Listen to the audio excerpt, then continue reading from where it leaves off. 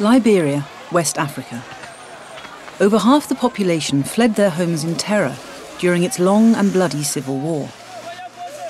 Some, like Winifred, ended up in these sprawling camps for displaced people. Moses, and thousands of children like him, were separated from their parents and ended up in rebel gangs, living in the bush for years. After 14 years of anarchy, the international community has arrived in force in an effort to stabilise the country. Many see this as Liberia's last chance.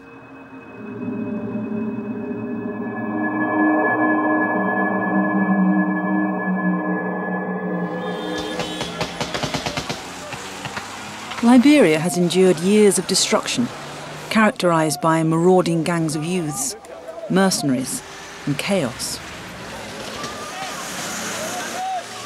Violence rocked Africa's oldest republic in the late 1980s, when economic collapse ended in civil war. Dissidents from Charles Taylor's National Patriotic Front overran the country and executed the then president, Samuel Doe. Charles Taylor himself was elected president in 1997, but the violence continued. The crisis came to a head in July 2003. Thousands fled to the capital, Monrovia, to escape gangs in the countryside. But even the city wasn't safe. Hundreds were massacred in the streets, caught in the crossfire between rebel forces and government troops. Ordinary Liberians begged the international community to help.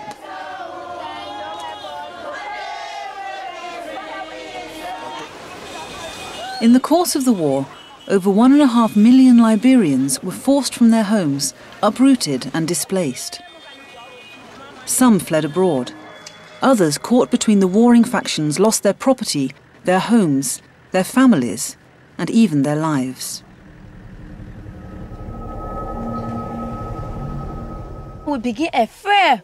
So when we hear the concern, we always feel that the people are coming. So we take our luggages and begin to run.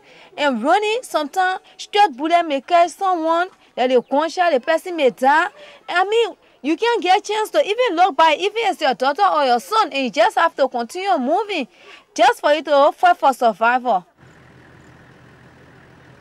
The pleas of ordinary Liberians were finally answered in August 2003, when troops from the international community arrived to oust Charles Taylor. By October, a massive UN peacekeeping mission was in place and a peace accord signed, establishing a transitional government drawn from the warring factions. Many had never held office before. We have a difficult government to run, a government of inclusion, but by the will of God, we're trying to do our best.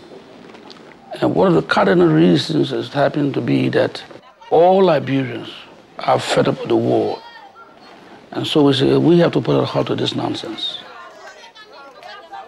The international community should be ashamed of itself that for 24 years they stood by while there was murder, mayhem, rape, and chaos here, and they did nothing.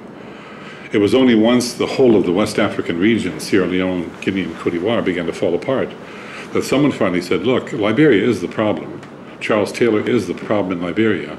We need to do something, and we need to do something now. We have a country here of, 3.3 million people.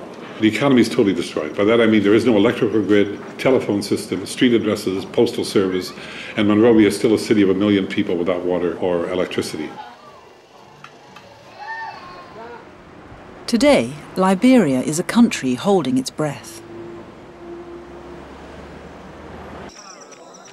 In December 2003, the first attempt to disarm and demobilise warring factions was overwhelmed by the huge numbers of combatants wanting to hand in their weapons. A second attempt is now well underway.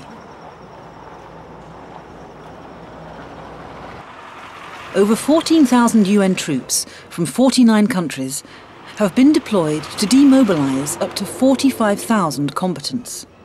It's a concerted effort to encourage all the fighters to finally hand in their weapons.